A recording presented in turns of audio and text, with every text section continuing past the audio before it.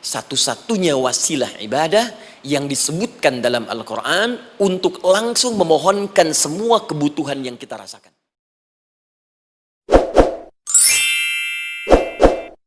Kalau ada orang yang kemudian tidak mau beribadah apalagi sholat, terkhusus ketika dia beriman, maka penting dipertanyakan, masihkah ada iman dalam dirinya?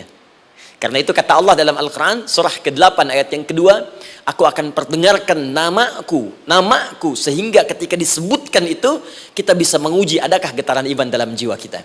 Quran surah 8 Al-Anfal ayat kedua.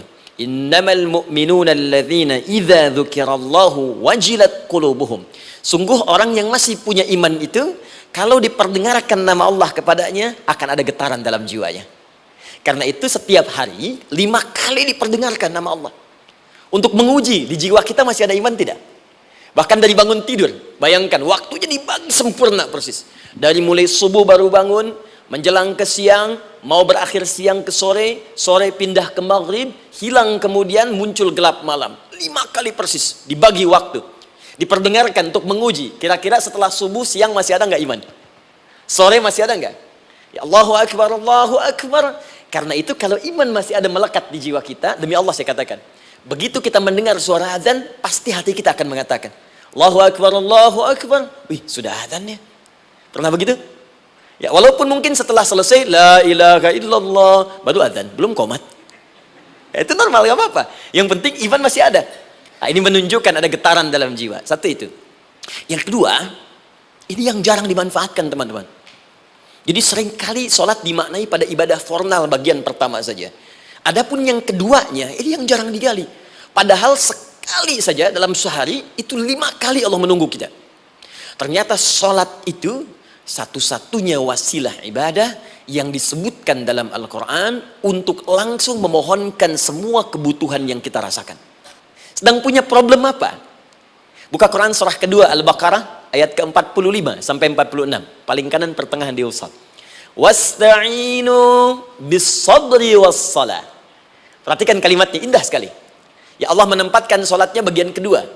Kata Allah, wasta'inu, hei hambaku, jika kalian punya persoalan dalam kehidupan, maka perhatikan kalimatnya baik-baik. Wasta'inu, mintakan solusinya kepadaku. Jadi kalau sedang punya masalah, bukan bikin status, gak akan selesai. Sedang eksplorasi minyak, gak keluar-keluar, bikin status. Duh, susah sekali yang ngebornya. Gak akan selesai. Jalan macet, bikin status. Jakarta macet, ya gak akan selesai. Ya, apa yang harus dilakukan? Kata Allah, jika anda beriman kepadaku, yakin denganku, maka wasta'inu, punya persoalan, minta kepada Allah. Caranya bagaimana? Satu, bis-sabri, terima dulu masalah itu, jangan dikeluhkan. Kaidah lain muncul, karena mustahil saya akan titipkan persoalan kalau tidak anda mampu mengatasinya. Kaidah Quran surah kedua ayat 286, kita hafal ayatnya. La yukallifullahu nafsan illa usaha. Perhatikan kaidahnya. Allah tidak mungkin menguji seorang hamba di luar batas kemampuannya. Jadi kalau kita sedang punya ujian di rumah kah, pekerjaan kah, kehidupan sosial kah, sebesar apapun ujian itu, kata Allah, memang karena anda yang sanggup. Kalau nggak sanggup gak akan diuji. Di ujian itu berbanding lurus dengan kemampuan. Mustahil seorang hamba diuji di luar batas kemampuannya. Jadi kalau anda sekarang pun sedang punya masalah sebesar apapun, kata Allah, memang cuma kamu yang sanggup, yang lain tidak. Maka jangan mengeluh. Jangan anda katakan, ya Allah, why me? Kenapa saya? Kata Allah, why not? Memang kamu yang mampu, yang lain tidak. Nah, ketika anda bisa menerima itu dengan sabar, baru datang kalimat kedua, wassalah. Kemudian datang, tunaikan sholat dan mintakan solusi kepadaku lewat sholat. Ya, sedikit ya, lihat sini. Saya berikan sedikit uraian Al-Quran. Saya boleh menulis ini? Boleh ya? Ibu, maaf, agak jauh. Ibu kelihatan ini? Oh, belum saya tulis, bagaimana bisa kelihatan? Luar biasa. Cuma di Pertamina, belum ditulis, udah kelihatan. Maaf, lihat sini, wasta'inu. Baik, ya, saya ingin sedikit sekali. Ini redaksi Quran itu indah sekali diksinya. Wasta'inu. Lihat sini. Kata Allah, jika anda punya persoalan dalam hidup, maka mintakan solusi. Terima dulu masalahnya dengan sabar, karena kita dipercaya oleh Allah. Gini cara memahaminya, Allah aja percaya dengan kita. Masa kita nggak percaya diri? Allah yakin dengan kita, kita mampu. Masa kita nggak yakin? Terima dengan sabar. Kemudian wassalah, mintakan solusinya lewat salat. Kata perintahnya dibuka dengan kalimat wasta'inu. Kalau kita ingin rubah kata perintah ini, fi'il amr, ingin dirubah ke dalam bentuk permohonan, minta, maka rubah kalimatnya menjadi nasta'in. Lihat, nasta'in. Baik. Wasta'inu, kata Allah, kalian punya persoalan, ayo minta solusi padaku. Terus kita pengen minta, ya Allah, kami ingin minta. Maka dalam bahasa Arab, kalau kita ingin merubah kalimat ini ke dalam bentuk permintaan, kita katakan nasta'in. Saya tanya pada Anda, pernah nggak dalam sholat kita mengucapkan kalimat nasta'in? Ada? Masih ingat? Baik, apa kalimatnya? Iyyaka na'budu wa iyyaka nasta'in. Perhatikan, iyyaka na'budu wa iyyaka nasta'in.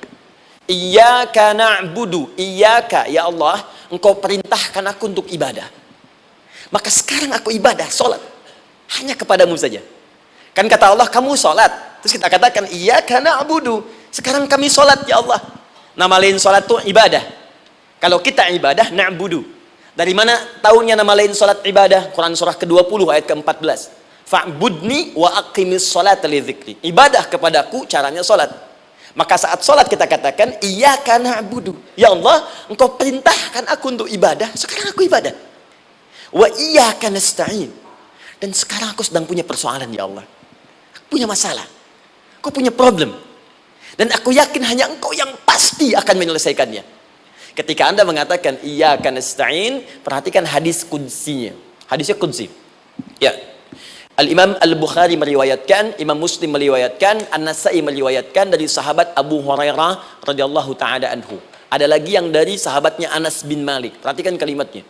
Idza qala al-'abdu iyyaka na'budu wa iyyaka nasta'in, jika hambaku dalam salatnya benar membacanya, benar dari awal salatnya sampai dengan kalimat iyyaka na'budu wa iyyaka nasta'in, ya Allah, sekarang aku ibadah kepadamu dan sekarang aku punya persoalan. Aku mohonkan solusinya darimu. Kata Allah, hadza baini wa baina 'abdi. Ini perjanjian antara aku dengan hambaku. Wali 'abdi, hadisnya qudsi, wali 'abdi, kalau hambaku benar salatnya sampai kalimat ini, ma sa'ala, apapun yang dia minta sekarang aku akan kabulkan.